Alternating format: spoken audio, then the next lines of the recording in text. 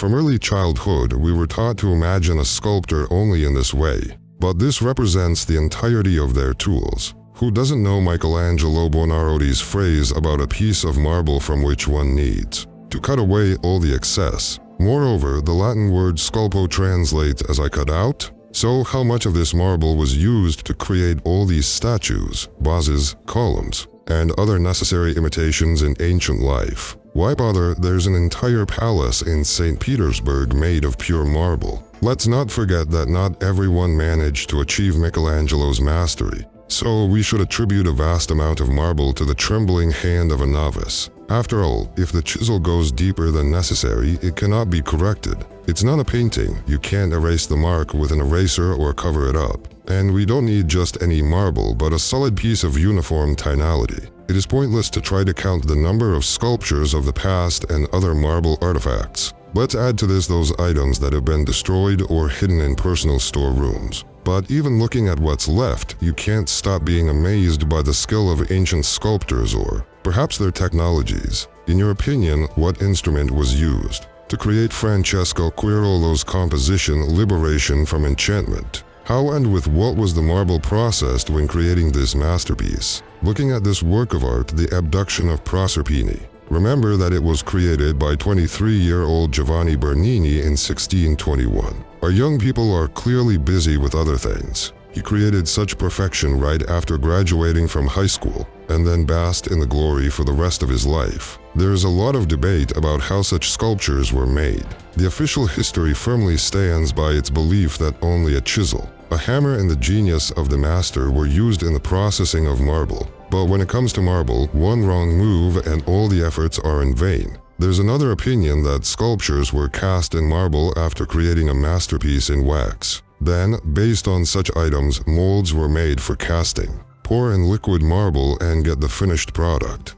In old books, it was written that by heating chalk, one could obtain liquid marble, which could be poured into a mold, carving with a chisel from marble and casting it. These are all the technologies that masters applied in their work. If a baker applies the baking technology for rolls like everyone else but adds their skill, their rolls will be tastier than others. In our case, all masters of sculpting from marble gathered in sunny Italy. Whether the terrain or climate influenced this, I don't know, but the fact remains. All great sculptors hailed from Italy.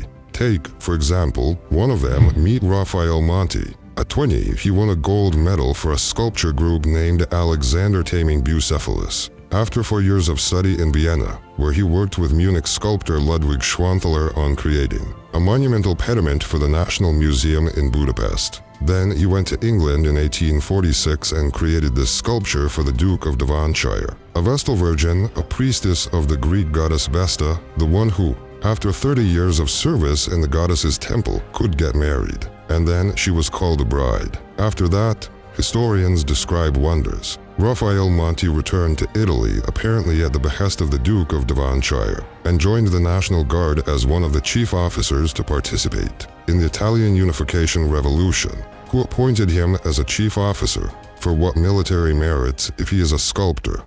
And you, Arcadian, what is your profession? Sculptor, sir. Duke Dvorshinsky sponsored the revolution in Italy, and Monti was his agent. But we're interested in his activities as a sculptor. Participating from 1847 to 1848 in the revolution, he created another work of art. Remember, he was one of the chief officers, practically one of the leaders of this revolution. So, if the first masterpiece was the Veiled Lady created in England, then, participating in the actions of the revolution in Italy in 1847, he had enough time and strength for yet another masterpiece. But guess who bought this masterpiece even before the exhibition began? Of course, Duke Dvorshinsky. Notice the sculptor is fighting in Italy and the Duke buys his statues in London, all in 1847. Apparently, AliExpress was already working back then. Then, Monti, having lost the revolution in 1847, flees to Britain where he continues to create. Lady with the Veil again in 1860, Dreams of Sorrow and Joy in 1861. However, there's a slip of information that even this sculpture, the Duke Dvorshinsky bought in 1847. Later, the sculptor revolutionary's story gets even more interesting. He worked in the countryside house of the Rothschilds in Buckinghamshire and then died in poverty. Everything seems logical. One of the individuals who mastered the technique of the marble veil was a very successful sculptor but died in poverty. Official art historians have explained to us how the great sculptors created such masterpieces with veils made of solid marble. They took a rare piece of marble, solid at the bottom and softer on top. Then the master took a chisel and a hammer in hand, and we get things like this. Maybe I'm the only one who didn't understand anything in the art historian's explanation. Was this double layer of marble predetermined to mimic the contour of the face, so the master could create the effect of a veil? Since Raphael Monti was the last sculptor who knew the secrets of the marble veil, perhaps it ended with him. Though, I think as an active officer, he simply brought military trophies to the Duke. Why did this Duke have the right to buy all these masterpieces before their official exhibition? By the way, there's an idea that might explain the appearance of busts and statues without heads because previously, people did not welcome the depiction of a person in parts. It was considered harmful to health. Imagine this, the battles are over, statues lie in ruins. Connecting these statues is no longer possible, so they decided to sell them in parts. But in this story, there's a second version. It's a documented fact that only a part of the statue stands in museums, which people can freely view. More than half of these statues are stored in the Vatican and will never see the light of day. But why? Why don't they just let people see them? Or maybe heads and hands of these statues were intentionally severed, so that people wouldn't ask too many questions. For instance, this statue might have held something in its hands that would raise many questions. What would you ask? I don't even know.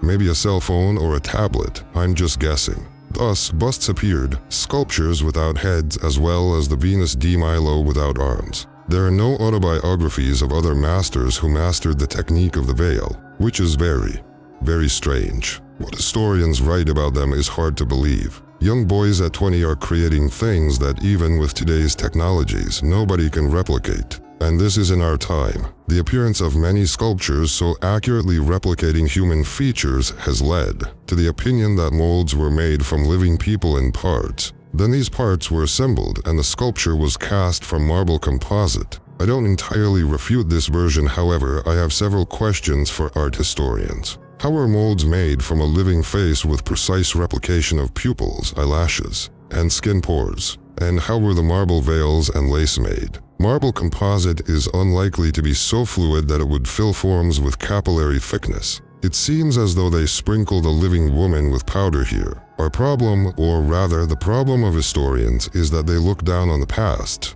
They think people back then were simple and didn't know much. So historians have to come up with various stories about how ancient people could create things that we can't replicate. A good example of this is the construction of the Egyptian pyramids. Why make such large blocks of granite? Couldn't they have made them smaller in size so that each worker could handle a brick, and the construction would go faster? There's a joke: an officer tells soldiers to take crowbars and sweep, and one soldier says it would be better to sweep with a broom. The officer replies, "I don't need what's better, I need you to get tired." Maybe that's exactly the case. And if we set aside our disdain for the past and understand that they made those huge blocks simply because they could easily move them. When looking at master paintings, we tried to understand how a master could convey the color range, with the thickness of the finest human hair ranging from 40 to 60 micrometers. On this painting by Leonardo da Vinci, the muscae on this painting are 25 micrometers, which is 0.25 millimeters, and the thickness of each layer is 1 to 2 micrometers with 30 layers in total, making up a thickness of 40 micrometers, thinner than a human hair. Even if Leonardo spent his entire life grinding his paints,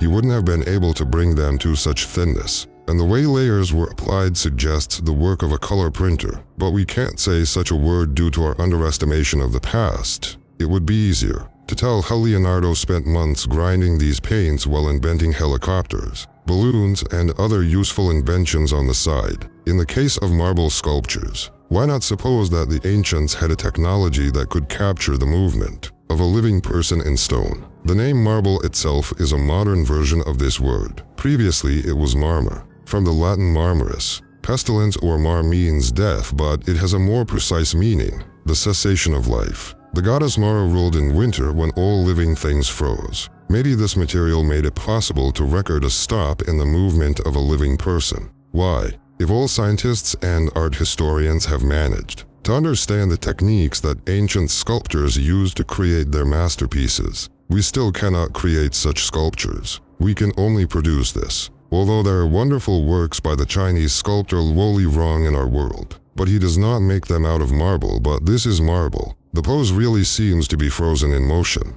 This marble sculpture of a teenage girl stands next to the Vorontsov Palace in Crimea. This palace itself raises many questions because it is made of diorite. This material is intended for processing stone. In hardness, it is only slightly inferior to diamond. How do they manage to build such a palace out of stone resistant to processing? But okay, let's go back to the statue of the girl. It is clear that she is a living person. The texture of the fabric, seams and ruffles are no different from the real ones. There are even freckles and wrinkles on the fabric. But what is most striking is the vivacity of her face. An interesting theory was proposed by scientist Nigel Costam, who discovered that the deformation of the souls of sculptures corresponds to the deformation of the souls of real people. Thus, he came to the conclusion that the statues are casts from real models. In conclusion, we note that the sculptures we have considered have nothing to do with a copper chisel. Some sculptures were cast from liquid marble, while others were made in the image of a living person using technology unknown to us. The versions with 3D printers and other CNC machines are our attempt to explain the technology